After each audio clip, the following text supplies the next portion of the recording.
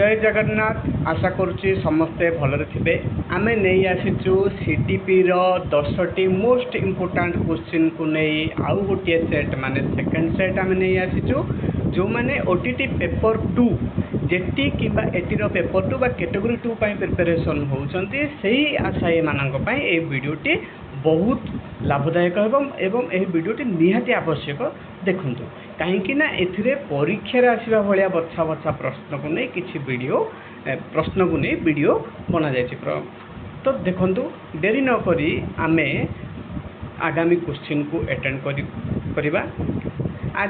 Previous video रे आमे 10टी question रो answer discussion करले 10टी क्वेश्चन को नहीं ये करले तो डेरी न करी गोटे खाता एवं कलम बा प्लेन पेपर कलम रखंतु मो क्वेश्चन पढ़ी पढ़ी जी आपण मानक कौ आंसर टी ठीक लगुच से खाता कलम नोट करेंगे शेष में आपड़ तार इभालुएसन करेंगे मूल्यांकन करेंगे आपंकर केते मार्क रोचे आवश्यक स्थल आप वीडियो को पॉज करेंगे।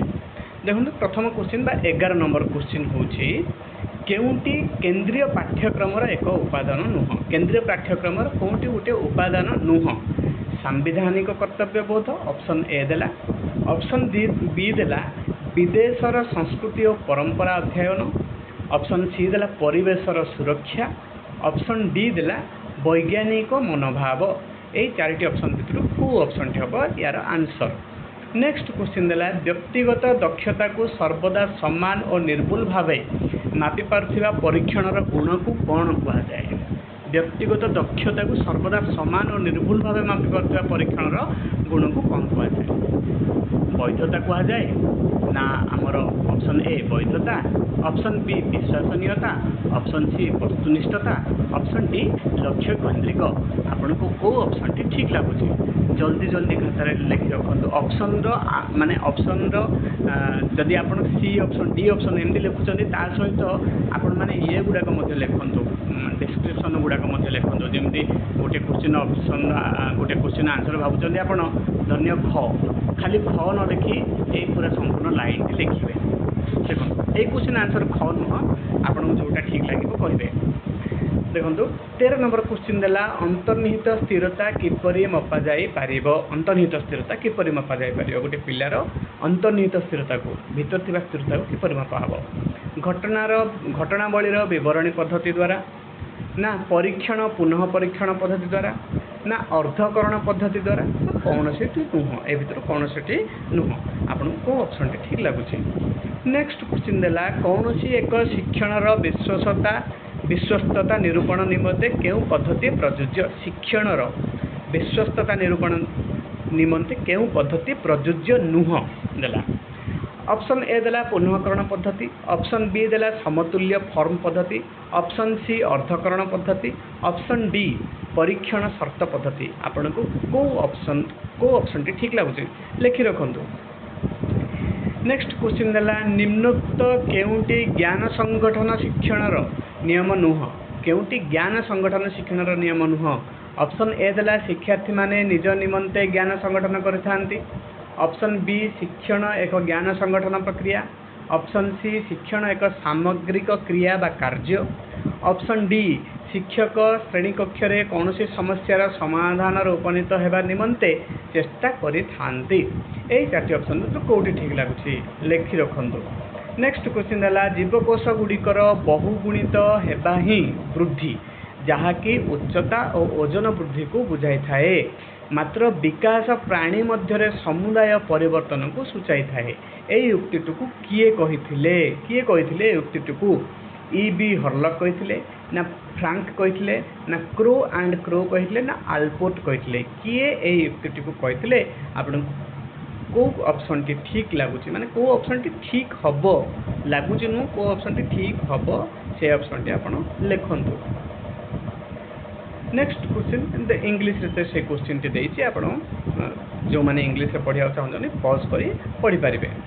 नेक्स्ट क्वेश्चन देले हमर 17 नंबर क्वेश्चन WK 1970 WK मतरे नैतिक परिपक्वता साधारणतः डैश नैतिक परिपक्वता माने कौन निस्वार्थपरता वा युक्तिवादिता ना स्वायत्तता और विविधता, ना दंड देवा और आदेश मानिबा, सामाजिक और व्यक्ति केन्द्रिक, यही ऑप्शन भितर कौटी ठीक हम भावुं से ऑप्शन टी आप लिखुं। शिक्षादान रु शिक्षण को प्राधान्य देवा पई केउ पदक्षेप निया जाई पारिबो। शिक्षादान रु शिक्षण को प्राधान्य देवा पई केउ पदक्षेप निया जाई पारिबो। ऑप्शन ए देला परीक्षार फलाफल उपर ध्यान देवा। ऑप्शन बी देला शिशु केन्द्रिक शिक्षा विज्ञान को ग्रहण करवा। ऑप्शन सी देला घोषा विद्या को प्रोत्साहित करवा। ऑप्शन डी देला शिक्षक केन्द्रिक शिक्षा को ग्रहण करवा। नेक्स्ट क्वेश्चन है आमर 19 नंबर क्वेश्चन। लब्धांक बंटन साधारणतः लब्धांक बंटन साधारण किंबा पाखापाखि साधारण होइथिबा समय रे केउ परिसंख्यान मूलक प्रणाली उपयोगी अटे। एठी मूलक हो जायछि, एटा मूलक हबो। ओके, लब्धांक बंटन साधारण किंबा पाखापाखि साधारण होइथिबा समय रे केउ परिसंख्यान मूलक प्रणाली उपयोगी अटे। को परिसंख्यान प्रणाली? मानक विच्युति, ना स्वाभाविक संभाव्य चक्र, ना हाराहारी विच्युति, ना मध्यमा। को ऑप्शन टी ठीक हम? यार सठिक उत्तर कौन हम? जल्दी जल्दी लिखते। आपण मैंने चाहिए कमेंट आंसर गुड़िक लिखिपारे। नेक्स्ट क्वेश्चन आंसर देला जन्मरू कैशोर अवस्था मध्य बौद्धिक विकास और प्रकृत बयस को नहीं अंकित लेखचित्र आकार किपरि हेबो। बौद्धिक विकास और प्रकृत बयस को जो लेखचित्रटी हम तार आकार किपरि हेबो। जे आकार हम, जे कर्वर आकार हम, ना एस आकार हम, ना बंका टंका हम, ना अति पर बलय आकृतिर माने सर्कुलर कर्वर हम। देखो को ऑप्शन टी आपको ठीक लगुच से ऑप्शन लिखुं। वर्तमान देखिबा आमे आंसर यही 10टी माने 11 रु 20 नंबर क्वेश्चन आंसर कौन रही एवं कार केतोटी ठीक होची देखिबा। देखो 11 नंबर क्वेश्चन आंसर हम ख विदेशर संस्कृति और परंपरा अध्ययन बा बी। 12 नंबर रो बी बा ख विश्वसनीयता। 13 नंबर सी बा ग अर्धकरण पद्धति। 14 नंबर आंसर होची डी बा घ परीक्षण शर्त पद्धति। 15 नंबर क्वेश्चन आंसर होची घ बा डी शिक्षक श्रेणी कक्ष रे कौन समस्यार समाधान रे उपनीत हेबा निमंते चेष्टा करिथांती। 16 नंबर क्वेश्चन आंसर होची ग क्रो एंड क्रो कहितले। 17 नंबर क्वेश्चन आंसर होची क बा ए निस्वार्थपरता और युक्तिवादिता। 18 नंबर क्वेश्चन आंसर होची ख बा बी शिशु केन्द्रिक शिक्षा विज्ञान को ग्रहण करवा।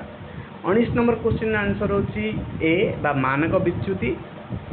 ओके, 20 नंबर क्वेश्चन आंसर होची एस आकृतिर। इंग्लिश रे जो माने आंसर जानिबा को चाहुचंती से मानक पई आंसर होची एटी। पॉज मारी आपण माने देखि नियंतु। आशा करछि ए वीडियोटी आपनको भल लागिथिबो एवं आपनकर काम रे निहाती आसीबो। आपण मानक प्रिपरेशन जर्नी को ए वीडियोटी कौनसी रूप से निहाती वैल्यू प्रदान करिवो। तो आपणकर रिविजन रे मध्य आपण जहाँ पढ़ी केते कौन पढ़ी कौन कौन पढ़ा को अच्छी से बोली मध्य एही वीडियोटी प्रेरणा जोगाई दबो। तो भेट होगा आगामी वीडियो रे नहीं आनिबा सीटीपी रो पेपर 2 रो सेट 3। धन्यवाद। जय जगन्नाथ।